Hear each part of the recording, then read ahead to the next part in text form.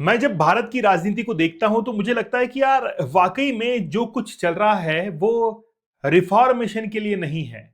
कोई एक अलग ही डायरेक्शन इसमें चुनी जा रही है।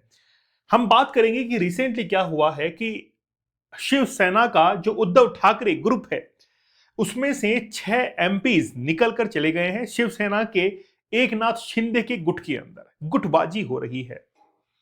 चलिए बड़ा विस्तार से बात करेंगे। मैं आपको बड़ा प्रैक्टिकल समझाऊंगा, बहुत आसानी से आप समझ लेंगे कि क्या कुछ चल रहा है। लोकसभा के अंदर अगर कोई बिल पास करवाना है तो उसके लिए क्या मेजोरिटी चाहिए होगी एनडीए को, तब जाकर वो बिल पास हो पाएगा। नहीं तो जैसे महिला आरक्षण बिल हुआ, डिलिमिटेशन कमीशन बिल हुआ, ऐसे बहुत सारे बिल हैं जो कि पास नहीं हो पाएंगे, जिनको बीजेपी या फिर एनडीए पास करवाना चाहती है। थोड़ा सा समझिए इस बात को। मैं प्रैक्टिकली आपको एक बात बताता हूं। मान लीजिए कि आप ये चाहते हैं कि आपका कोई काम हो जाए। ठीक है, मान लीजिए कि 10 लोग हैं और उन 10 लोगों में से आप जो है वो उन सब 10 लोगों के मुखिया हैं। आप क्या हैं? उन सब 10 लोगों के मुखिया हैं। तो अब बात यह है कि 10 + 1 कितना हो गया? 11 हो गया। तो टोटल 11 मेंबर हैं। इसमें से आप तो एक हेड हो गए।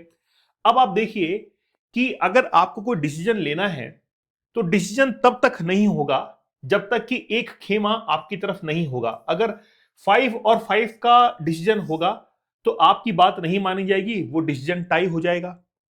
ठीक है ना? अब ये 5 मेंबर तो आपके साथ में है, 5 नहीं है।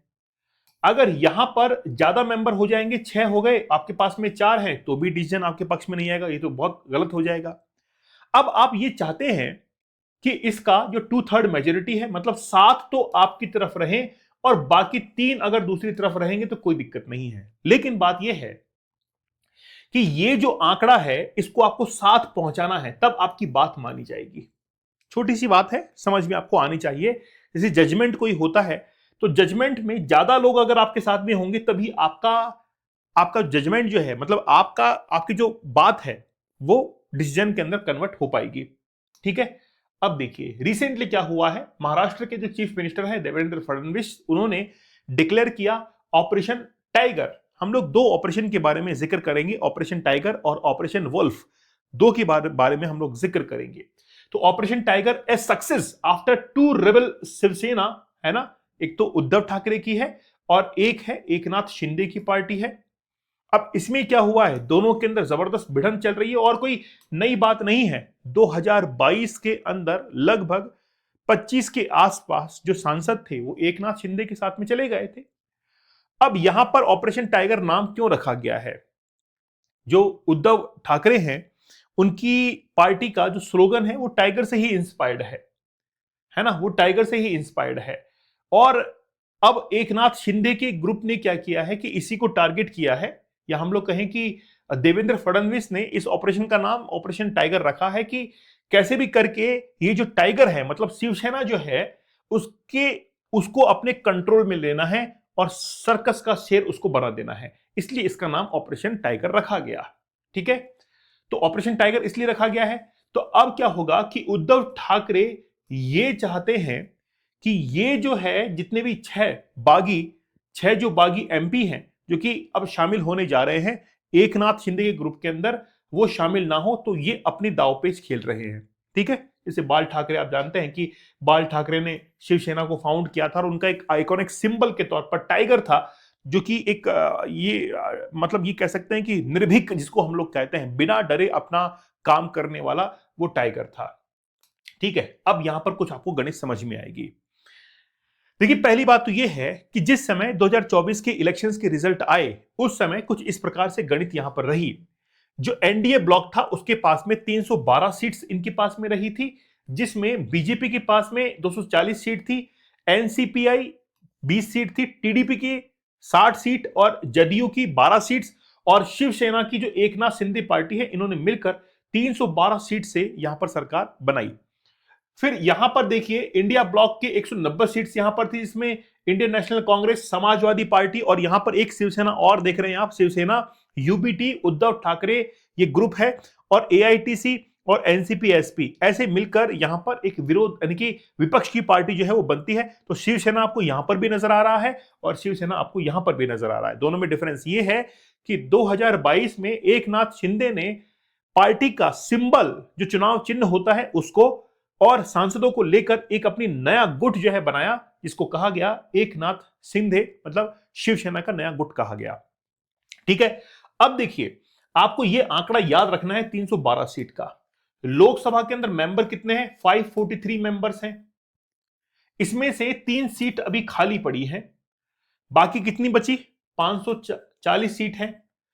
अब देखिए अगर कोई भी बिल पास करवाना है तो 2/3 मेजोरिटी उसके लिए चाहिए होगी, और 540 का 2/3 मेजोरिटी लगभग ये मान के चलिए कि 360 सीट होता है। 360 सीट जो है वो 540 का 2/3 मेजोरिटी है। अब या तो बीजेपी के पास में इतनी सीट हो तब जाकर कोई भी बिल पारित हो, जैसे महिला आरक्षण बिल है या डिलिमिटेशन कमीशन बिल है, वो पारित तभी हो पाएगा जब एक मेजोरिटी के अंदर एनडीए की सरकार होगी। तो वो मेजोरिटी मिल नहीं पा रही है। अब वो मेजोरिटी मिल नहीं पा रही है, 312 के आंकड़े से काफी दूर वो खड़े हैं।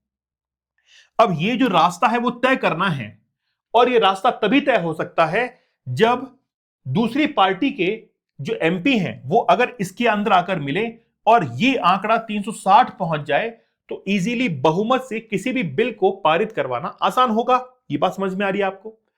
अब देखिए डीएमके जो पार्टी है उसकी ऑलरेडी ये सिग्नल्स आ चुके हैं डीएमके पार्टी के कि उसके 22 सांसद वो बीजेपी के अंदर, मतलब एनडीए के अंदर आकर शामिल होंगे। तो इसमें 22 और ऐड कर लीजिए। ठीक है, चलो फिर टीएमसी जो है तृणमूल कांग्रेस, उसके भी 20 सांसद जो है वो इसमें होंगे, तो 20 इसमें जोड़ लीजिए तो 42 तो ऑलरेडी यहां पर ऐड होने के लिए तैयार हैं। और अगर हम लोग इसमें 42 को अगर ऐड कर देते हैं तो ये पहुंचेगा, बोलिए 354 तक तो आंकड़ा पहुंच गया। कितना कम रह गया? केवल 6 का आंकड़ा कम रह गया है। अब 6 का आंकड़ा कम रह गया है, इसीलिए उन्होंने संपर्क किया, एकनाथ शिंदे से संपर्क किया कि बोले यार जो शिवसेना का दूसरा गुट है उद्धव ठाकरे का, उस तक पहुंच बनाओ और उसके 6 जो सांसद हैं उसको बागी बनाओ। आप बागी, वैसे चंबल के डाकू होते हैं बागी, उनको कहते हैं बागी, लेकिन यहां पर भी बागी हो रहा है, कंपैरिजन उनके साथ में हो रहा है शायद। तो आप देखिए कि जो 6 सांसद हैं उनको अगर इसके साथ में ऐड कर दिया जाए तो ये 2/3 मेजोरिटी का जो आंकड़ा है वो यहां पर आकर पहुंच जाएगा और किसी भी बिल को पास करवाना आसान होगा। अब चलते हैं हम लोग कि सांसद टोटल हैं कितने। जो शिवसेना के उद्धव ठाकरे की सरकार के सांसद हैं लोकसभा के अंदर वो 9 हैं, वो 9 सांसद हैं। अब इसमें से 6 सांसद अगर एनडीए के अंदर जाकर शामिल हो जाते हैं तो आप मुझे बताइए क्या इनके ऊपर शेड्यूल 10, मतलब जो अनुसूची 10 है, दल बदल अनुसूची है, क्या डिफेमेशन लॉ इनके ऊपर नहीं लगेगा? लगना चाहिए ना। लेकिन यहां पर आंकड़ा देखिए क्या है कि 9 का जो 2/3 होता है, देखिए एक्चुअल में लॉ क्या कहता है, कानून ये कहता है किसी भी पार्टी के 2/3 से ज्यादा मेंबर अगर किसी पार्टी को छोड़ देते हैं तो फिर वहां पर प्रॉब्लम की कंडीशन हो जाएगी, फिर इनको बागी कहा जाएगा और इनकी लोकसभा सदस्यता खत्म हो जाएगी। लेकिन एक्चुअली में क्या हुआ कि ये जो 9 का 2/3 आता है वो 6 ही आता है, 6 ही आता है, 6 ही आता है, इसलिए एग्जैक्ट 2/3 हो गया, ये एग्जैक्ट 2/3 हो गया। ठीक है ना। तो यहां पर इनके ऊपर अब कार्रवाई होना मुश्किल लग रहा है, इनके ऊपर कार्रवाई होना जो है मुश्किल लग रहा है। अगर गुट बदलते, ज्यादा लोग अगर आ जाते तो फिर इनके ऊपर डिफेमेशन लॉ लगता और 10वीं अनुसूची जिसको ऐड किया गया था हमारे इंडियन कॉन्स्टिट्यूशन के अंदर, कॉन्स्टिट्यूशनल अमेंडमेंट करके ऐड किया गया था, और उसमें कहा था कि अगर कोई भी सांसद अपनी पार्टी को चेंज करता है तो उसके ऊपर डिफेमेशन लॉ लगेगा और उसकी सदस्यता खत्म कर दी जाएगी। लेकिन यहां पर खत्म क्यों नहीं हो सकती कि एग्जैक्ट 2/3 ही यहां पर चेंज हो रहे हैं। ज्यादा होते तो फिर तो ये 10th शेड्यूल जो है यहां पर लागू हो जाती। आई थिंक बात समझ में आ चुकी है। तो ये जो बात है कि अब देखिए ये जो शिवसेना है, जैसे मनोहर जोशी जो कि 1995 के अंदर चीफ मिनिस्टर रहे हैं, है ना, लगभग 3 चीफ मिनिस्टर, नारायण राणे और उद्धव ठाकरे, ये 3 चीफ मिनिस्टर जो है शिवसेना ने आज तक दिए हैं।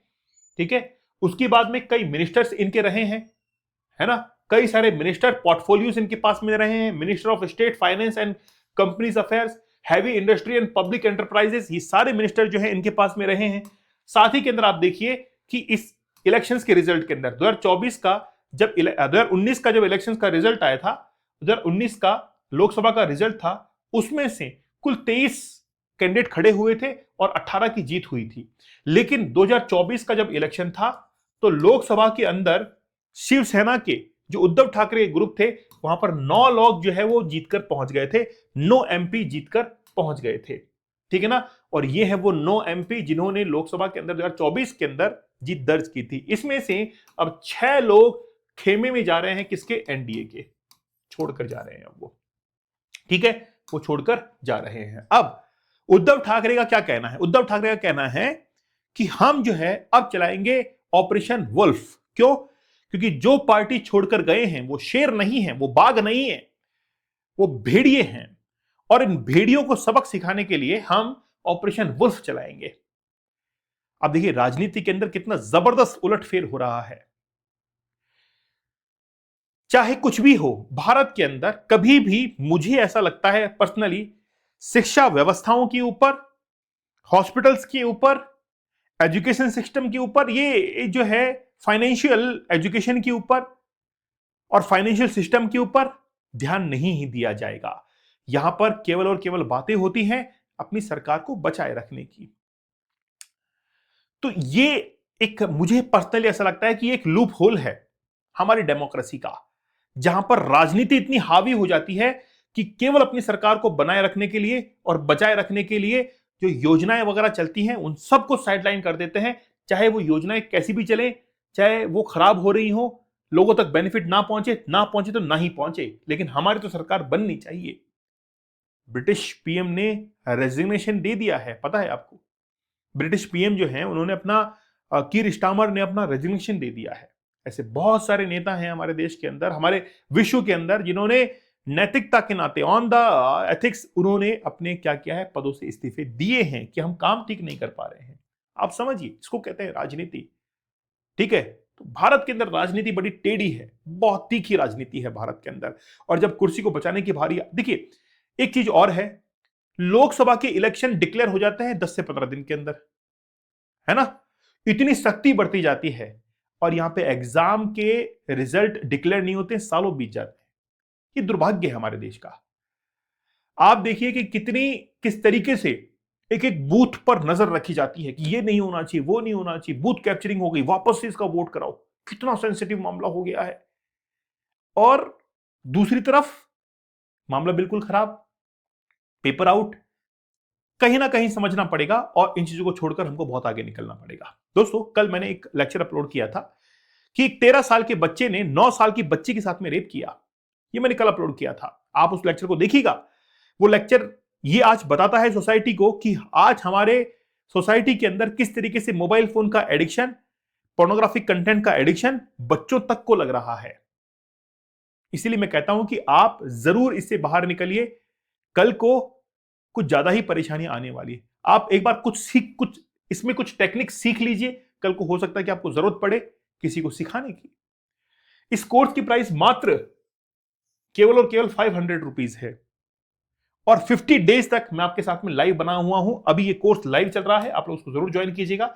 इससे पहले 75 डेज का हार्ड चैलेंज और 100 डेज का हार्ड चैलेंज भी हमने कंप्लीट किया है। दीपक इंदौर ऑफिशियल टेलीग्राम चैनल पर जरूर ज्वाइन कर लीजिएगा। तो मिलते हैं आप लोगों से नेक्स्ट सेशन के अंदर, तब तक धन्यवाद, थैंक यू, जय।